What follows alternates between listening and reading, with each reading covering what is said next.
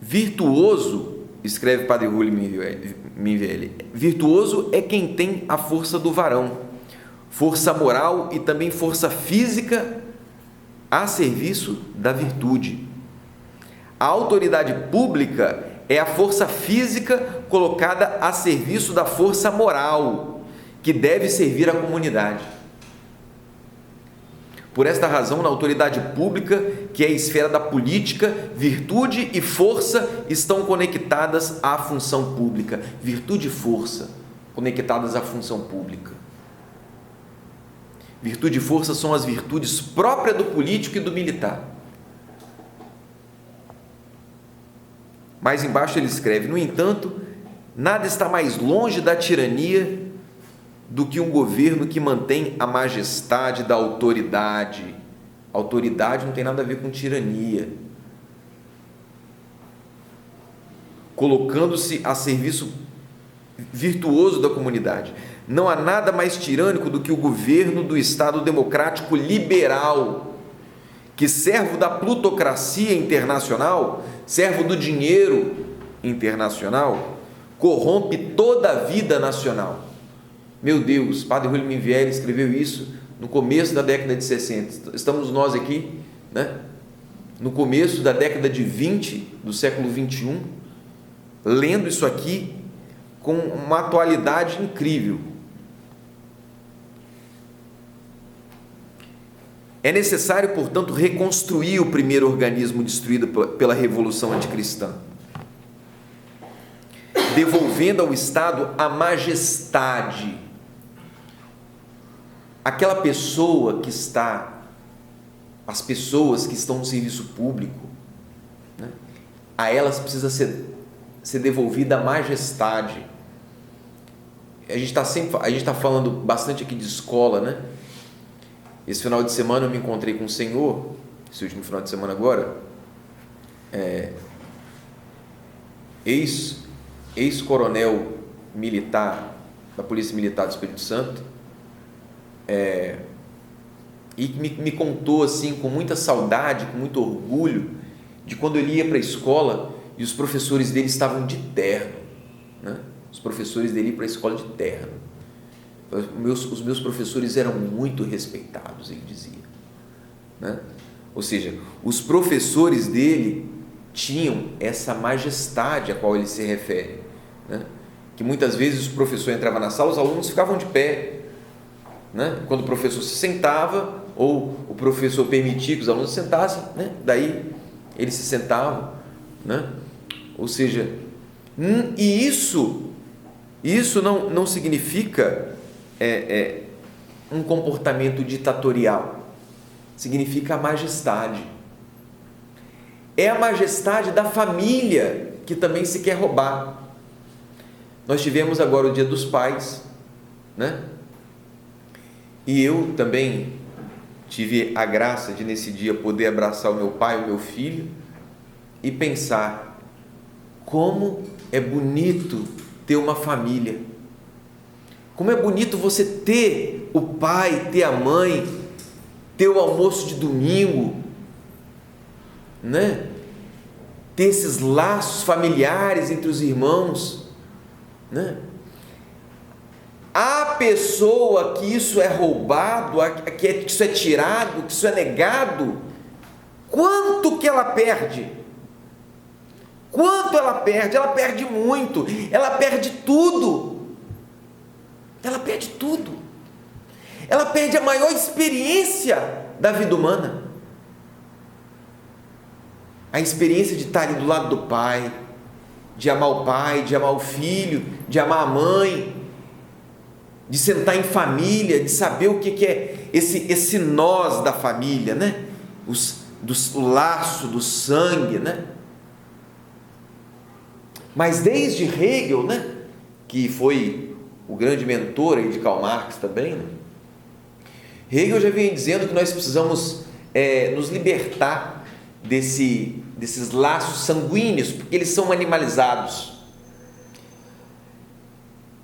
Então, para Hegel, os laços de amor familiares, eles são pobres. Eles são pobres porque eles são naturais, eles são de sangue. Então, quando você substitui o laço que você tem pelas pessoas, não pelo sangue, mas, por exemplo, mas porque elas são da sua pátria, porque eles são seus concidadãos, isso é maior ainda, porque você se une a eles por algo maior do que a sua mera família, esse grupo pequenininho. Você une por algo maior, que é a nação, um interesse de todos. Agora, ainda maior do que isso seria se você se unisse a outras pessoas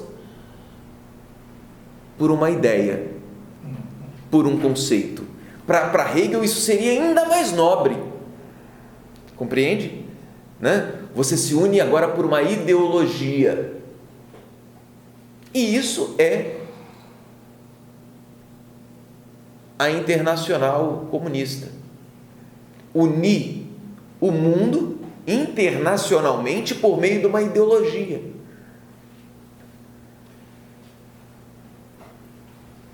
Muita gente é capaz de abandonar o próprio país e se vestir de vermelho e combater o próprio país, porque ele não luta mais pelo país e ele crê que isso é justo, isso é certo.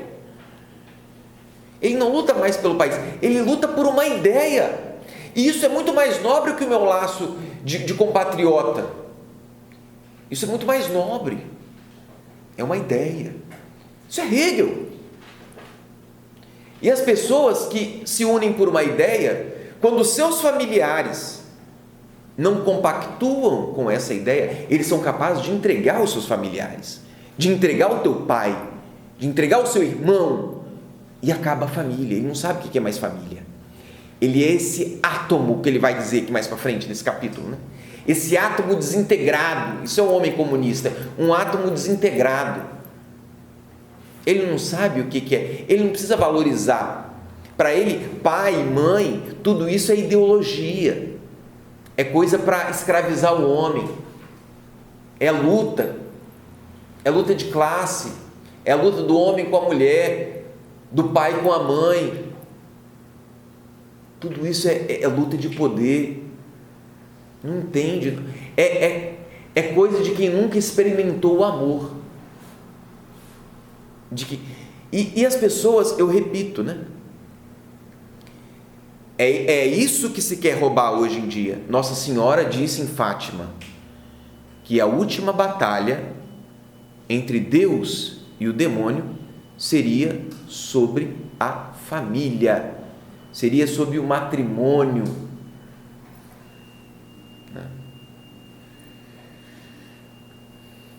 Quanto se perde quando se perde a família? Não existe nada. O homem é um homem desintegrado se ele não faz essa experiência da família. Mas vamos adiante.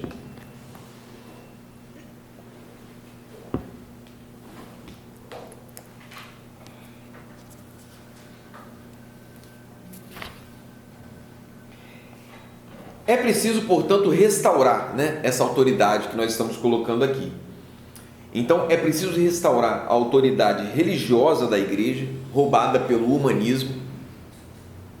É preciso restaurar a autoridade política do Estado, roubada pelo liberalismo.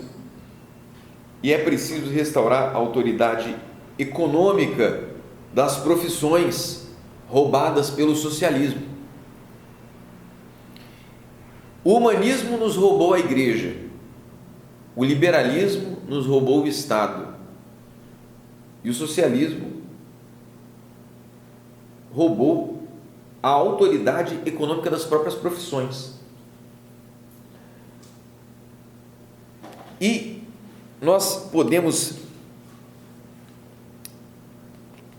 ver já aqui na página 125, nesse primeiro tópico que está aí, desse capítulo 4, esse tópico se chama Mater et Magistra e Pacem in Terris, do Papa João 23, versão adaptada aos nossos tempos da restauração pública cristã.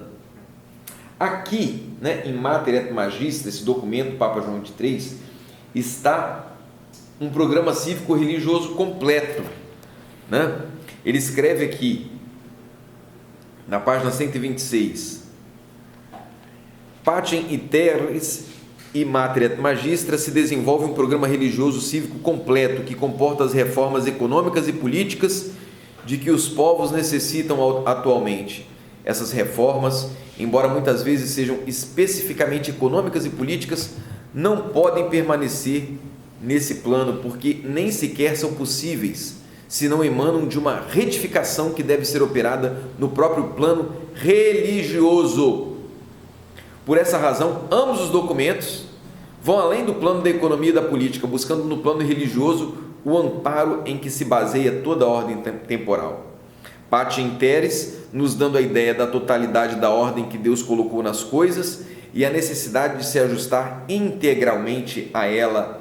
A paz na terra não pode ser estabelecida nem assegurada se a ordem estabelecida por Deus não for integralmente observada. Mais abaixo ele diz a respeito dessa encíclica, na ideia norteadora de ordem que Deus estabeleceu nas coisas e que Deus, ou seja, existe uma ordem, né? Uma ideia norteadora que Deus estabeleceu que está nas coisas e também deve presidir as relações humanas. Então não se pode reinventar as relações humanas, não é possível. Não são, portanto, a liberdade ou o automatismo dos movimentos com os quais os falsos sistemas do liberalismo e do comunismo desejam garantir a paz na terra. Porque é isso, né? O liberalismo quer nos oferecer a liberdade. Gente, nós não precisamos de liberdade. Nós não precisamos da liberdade, nós precisamos servir a Deus. E aí sim nós vamos ser livres, né? Vamos encontrar a nossa verdadeira identidade. Por quê? Porque foi Ele que nos criou. Ele nos criou. Então, se você se aproxima de Deus e você serve a Deus, você serve ao seu Criador, aquele que sabe o que é melhor para você. O liberalismo nos oferece liberdade, o comunismo nos oferece o quê? O automatismo dos movimentos, né?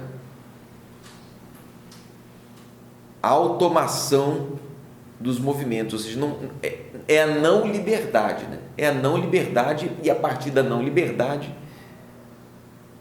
se alcançar a paz na terra. Então, não é isso que nós devemos, né, desejar, nem a liberdade, nem o automatismo dos movimentos, mas antes a ordem, isto é, a reta disposição das coisas na hierarquia que corresponde dentro de todo o conjunto. Existe um conjunto hierárquico. E digo mais, a nossa razão ela é capaz, né, de encontrar esse conjunto hierárquico e reconhecê-lo como verdadeiro. Então veja só, ele fala aqui também, né, na página 127 desse documento Pacem in terris de João 23. E lá em cima ele diz, né, que Pacem in terris examina a ordem específica que deve reger as relações dos homens. Então ele apela à ordem moral como fundamento objetivo. A ordem moral cujo fundamento objetivo é o Deus verdadeiro ou o bem comum. O fundamento é o Deus verdadeiro. O bem comum é o fundamento. Deus nos pede, amai-vos uns aos outros. É uma ordem própria de seres racionais e livres, feitos para se respeitarem e se amarem, como seres emanados de um ser que é verdade, justiça, amor e liberdade.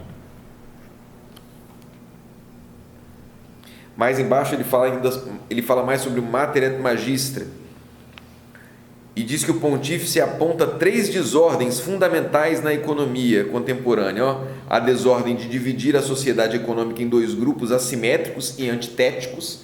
Então essa é a primeira desordem, né? dividir a sociedade econômica em dois grupos assimétricos e antitéticos. É o que faz a luta de classes, né? Segundo, desordenar, página 128, desordenar a desordem de criar assimetrias nos diferentes ramos da economia, especialmente no que diz respeito à agricultura, uma vez que esta fica deprimida, enquanto outros setores se desenvolvem rapidamente.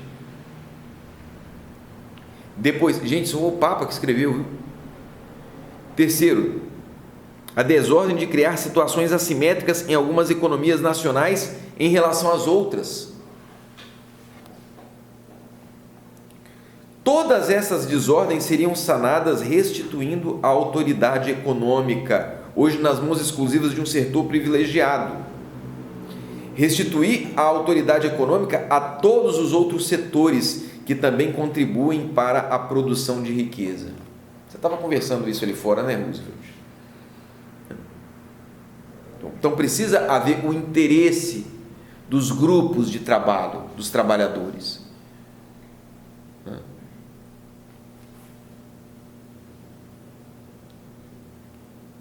Mais embaixo ele coloca, no último parágrafo aí, Deus, né, como condição necessária para recuperar a justiça nas relações econômicas. Você não recupera, esquece, não haverá justiça, nem no direito, nem na economia, nem na política, sem Deus.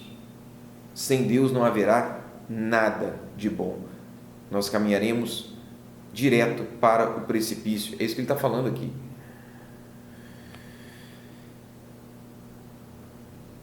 Os preceitos da moral e da virtude têm fundamento em Deus. Sem Deus, eles necessariamente caem pela base. Eu vou fazer aqui pela terceira vez o desenho, né? Aquele desenhozinho, né? Que eu fiz nas aulas anteriores. Né? A ideia de Deus, o conceito de Deus, a verdade de Deus, os fundamentos de Deus, é Ele que deve sustentar a todos. E é muito simples entender. Aqui estão as muitas instituições da nossa sociedade, os seus diferentes grupos, os seus diferentes interesses. Se eles se ligam a Deus, eu vejo a harmonia desses traços que vão numa mesma direção. Agora, muito simples. Se eu apago isso aqui, esses átomos isolados vão cada um buscar a sua direção no sentido mais maluco possível. Isso é coisa que a gente desenha para entender, está aqui.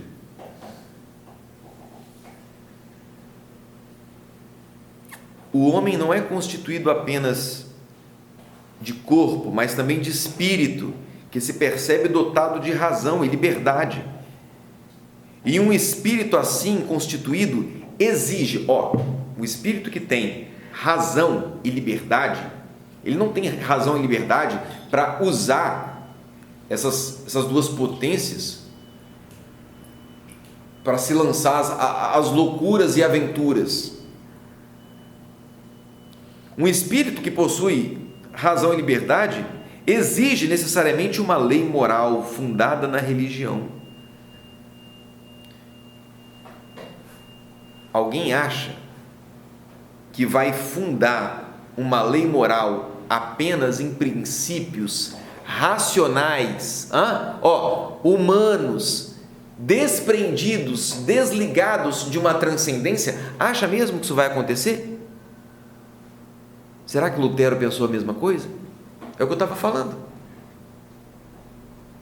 Lutero abriu uma porteira, passou um boi, passou a boiada, né? Por quê?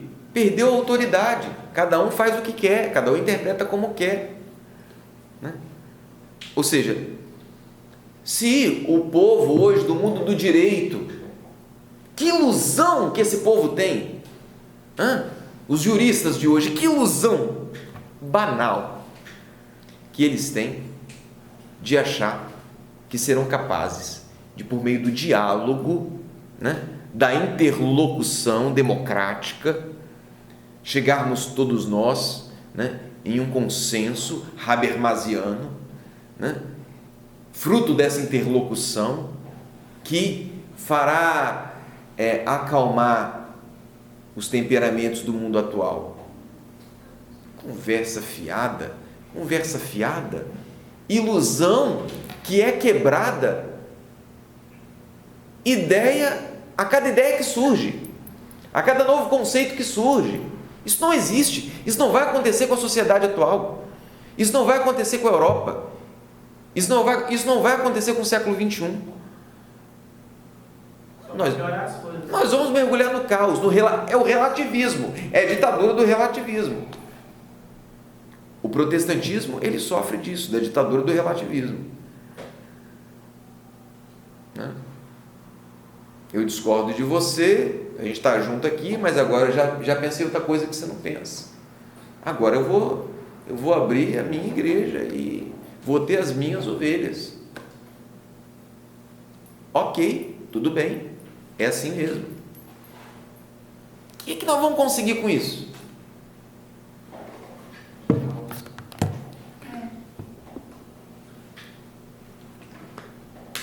Muito bem. Então veja bem, aqui nesse terceiro tópico, né, que Padre Rui Minvieri coloca na página 134, ele fala aqui sobre a necessidade, olha que interessante, pessoal, dentro do que nós estamos falando aqui, hein? A necessidade de converter os corações, é isso que ele vai falar aqui, é maior do que alcançar o poder político.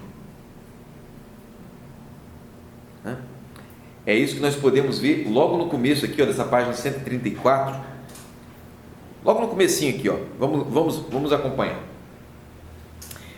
Em nossa tese, apesar de atribuirmos uma força poderosa à revolução, a revolução realmente é poderosa, e consequentemente ao comunismo, atribuímos-la de maneira condicional. A revolução é poderosa, mas de maneira condicional, considerando a debilidade da vida cristã pública e privada dos povos. Então, qual é a condição para que a revolução anticristã tenha sucesso? A condição para que ela tenha poder? Que haja anteriormente uma debilidade da vida cristã, uma debilidade pública e uma debilidade privada. Muito bem, nós temos ambas, né? A debilidade pública e a debilidade privada, ou seja, o solo fértil para que a revolução tenha poder. A revolução anticristã é forte porque a cidade católica é débil, né? Por isso, meus amigos, nós precisamos orar uns pelos outros, né? Nos sustentar na oração, né? Porque de fato nós somos débeis, né? Se nós não fôssemos débeis, seríamos santos, né? A falta de santidade, eu já cheguei a essa conclusão, pessoal. A falta de santidade, ela é uma falta também de inteligência.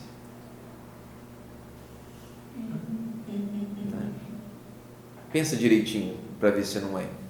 Se você fosse um pouquinho mais inteligente, se você não seria também um pouquinho mais santo. Eu acho que no meu caso funciona assim. Ele diz aqui: se os povos decidirem com fortaleza, viver a plenitude de sua vida cristã, a revolução será derrotada. As palavras de Cristo são palavras de vida. Tende confiança, eu venci o mundo. Quem vence o mundo, senão o que crê que Cristo é o Filho de Deus. A cidade católica, da qual o magistério pontifício nos fala, eloquente, insistentemente, 80 anos, a cidade católica não é um mito ou um ideal inalcançável, mas é uma verdade operativa. mais embaixo, ou a humanidade retoma o caminho abandonado 5 séculos atrás, de plenitude de cristandade, ou mergulha mais profundamente em um estado de caos e terror, que poderá assumir formas mais ou menos análogas às do comunismo atual. Cristo é a única saída dos povos, não há outro homem com o qual possamos ser salvos. Então Cristo precisa ser levado para dentro de tudo. Deixe que gritem os anticristãos, deixe que gritem, deixe que esperneiem, levemos nós para Cristo, para dentro de onde nós estivermos. Cristo é a única saúde dos povos, não há outro homem com o qual possamos ser salvos. A revolução anticristã será derrotada, né? E que a cidade católica, florescida em uma nova versão, adaptada ao progresso técnico do nosso tempo, é uma realidade para a qual caminhamos. Não pensem aqui que essa frase foi escrita por um homem inocente. Quando ele diz que nós caminhamos, é uma realidade que nós caminhamos para a derrota da revolução anticristã. Nós caminhamos para a cidade católica. É o que ele está dizendo aqui, né? Não pense que Padre Júlio Minvielli não sabe o que está dizendo, que está sendo otimista demais. Nós de fato estamos caminhando para a cidade católica, mas leiam o livro Rumo à Cristandade, do Padre Júlio Minvielli. Nós temos aí, né? Quem estiver ouvindo esse áudio também, né? Compre esse livro, Rumo à Cristandade, que nele Padre Júlio Minvielli explica como é que a gente vai chegar lá, né? E que não vai ser fácil, né? Não vai ser sem a cruz. Tem que voltar 500 anos atrás? Né? Não precisa. Não precisa, não precisa, né? Mas nós conheceremos também o nosso Calvário, né? Leiam, o livro é sensacional.